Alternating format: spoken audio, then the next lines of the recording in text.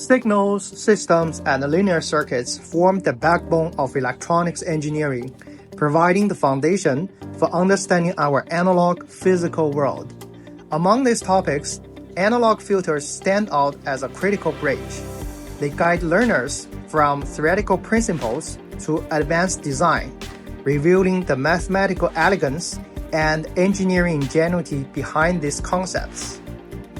However, one of the greatest challenges in learning this subject is being heavily reliant on mathematics, which may feel intimidating and discouraging for self-learners. To tackle this challenge, I've also combined my unique experience as an engineer, educator, and entrepreneur.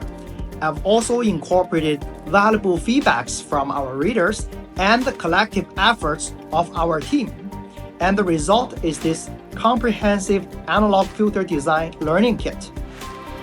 As the core part of the kit, you'll get this newly written 300-page book, which offers systematic step-by-step explanations, supported by 260 visual examples to clarify complex engineering and mathematical concepts.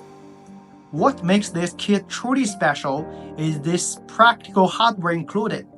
It's tailored to real-world engineering challenges, transforming abstract theory into hands-on, engaging learning.